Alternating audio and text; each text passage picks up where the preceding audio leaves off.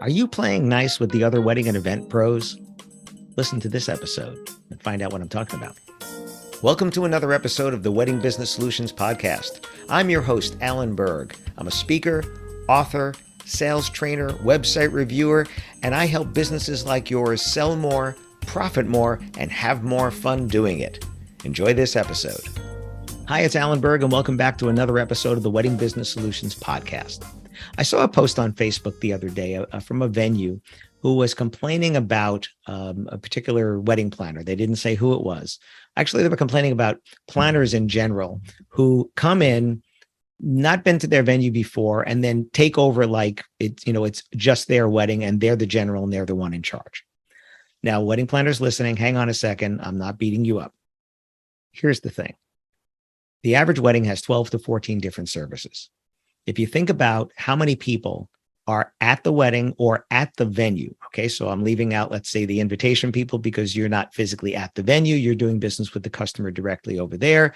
The dress shop, you're not necessarily there unless they pay you to come and take care of them during the day, right? So there are some of you that are not at the venue.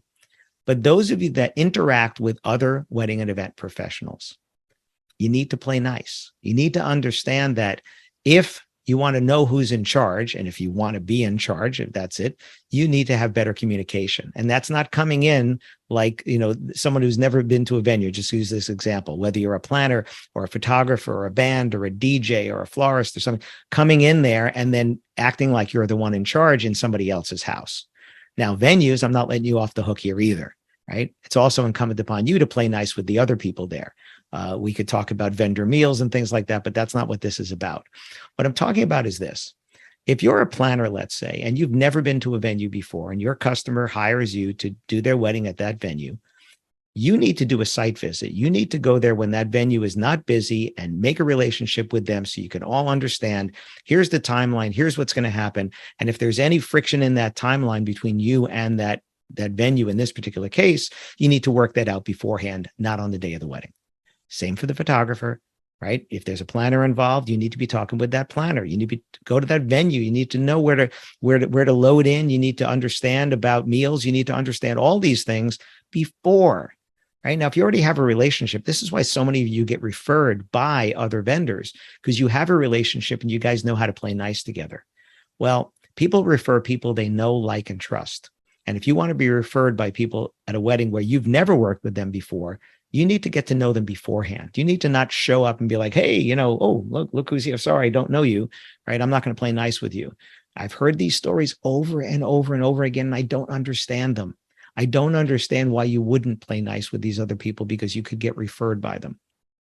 As far as the timeline, I know there's a lot of controversy about this. Who owns the timeline? Well, the truth is anybody who's on the timeline is invested in that timeline and there needs to be communication. You can't just change the timeline and not tell the other people on there because you felt you want to change it. And that, yes, I'm talking to you, the caterer. I'm talking to you, the venue and the planner and the band and the DJ and the photographer and the videographer and everybody else who's there. You can't change the timeline without communicating with other people because it might make it better for you. It might make it worse for somebody else. The question is why? And do we want to make it worse for someone else, which then makes it worse for the customers? But you guys need to play nice together. It's funny. I had this conversation many, many, many years ago. I did a podcast. It was a webinar when I was back at the Knot. I was VP of sales at the Knot. And I had people on the panel like Mark Kingsdorf, who's not in the industry anymore, is an amazing wedding planner, good friend. And we had the same conversation. Planners like to look at the other vendors as, hey, I'm running the timeline. And the other vendors like, yeah, but I have to do my job. I have to do my job. So this timeline doesn't work for me. Let me tell you why, instead of somebody saying, yeah, you're going to do it this way, regardless. You don't want that friction at the event. How many times do we see pictures where the photographer and the videographer never worked together before, and all of a sudden we're seeing the other one in the photos or in the video, right? That doesn't look good for the customer. It doesn't look good for you. It doesn't look good for the customer. Just things like that, where having a conversation ahead of time, understanding, yes, you each have a job to do, but that all of this dovetails together with everybody else who is here. I think that really would solve a lot of these problems. People are either reluctant to, don't think about, or afraid to have that conversation ahead of time because I don't know why. I just don't know why. I have these conversations with my clients before I come out. And yes, we get surprises when we get there. When at all possible, I try to go with the flow. If there's a good reason, why not? For instance, somebody has me come and speak at a luncheon event, and I'm going to speak after lunch. And I say, great, I'm going to speak after everyone's done eating. I tell them that right up front. And then I get there and they say, okay, we're going to serve the salad and then you're going to present. And it's like, no. It's not fair to the people who have their backs to me. It's not fair to have the clinking of the forks and knives on the plates and the noise that's happening and people trying to talk to each other. It's not fair to them. So I will either shorten my presentation or I'll just start after and I'll give the full presentation if it's okay to go longer. But here's the reason why I don't speak during lunch. It's not that I'm a diva. I'm not going to speak during lunch. I've been there sitting with my back to the stage while somebody's trying to talk and I can't listen to them. I can't pay attention to them and I can't eat, right? Neither one of those is happening well. There's a good reason for that. And I'll have that conversation, but I will also be flexible and say, I'll cut my presentation shorter then, right? Start me afterwards, but I'll cut my presentation shorter. Is it shortchanging the audience? A little bit, but they'll never know. They'll never know what I didn't say, right? But that's going with the flow and working with whatever the constraints are. I did have that conversation ahead of time, but obviously that didn't get translated to whoever or transmitted to whoever else was there who was thinking, okay, you're going to do it this way. So that's an example in my world. Your world is very similar to that. Things are happening. Ceremonies are happening. Introductions are happening. Cake cuttings are happening. First dances are happening, right? All these things are happening. And a lot of people need to coordinate.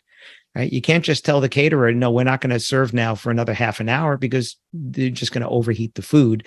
And then people are going to say, oh, the food was overheated, but the caterer was ready on time per the timeline. So, that would have had to be transmitted to them that morning, not at the event when you say, give me another half an hour here. It's just, food doesn't understand that it's supposed to stop cooking, right?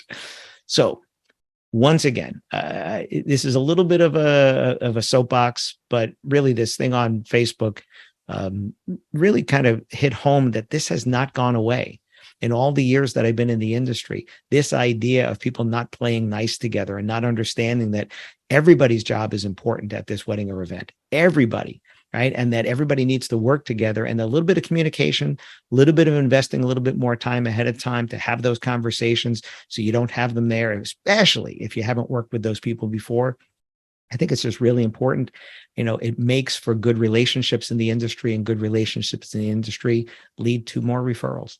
So are you playing nice with the others? Think about times people didn't play nice with you. You don't want that to happen.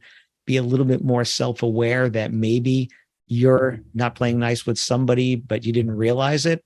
And what can we do about that? That's all I want you to do, is just think about it a little more. Thanks. Thanks for listening to this episode of the Wedding Business Solutions podcast. If you liked it, please subscribe to this channel and post a review on your chosen platform, Apple Podcasts or whichever one. If you have any questions about anything in this episode or any of my episodes, email me directly at alan@weddingbusinesssolutions.com or visit my website, alanberg.com, alanberg.com. If you have any suggestions for future topics or guests that you'd like to see, please again, email me or visit my website. Thanks for listening.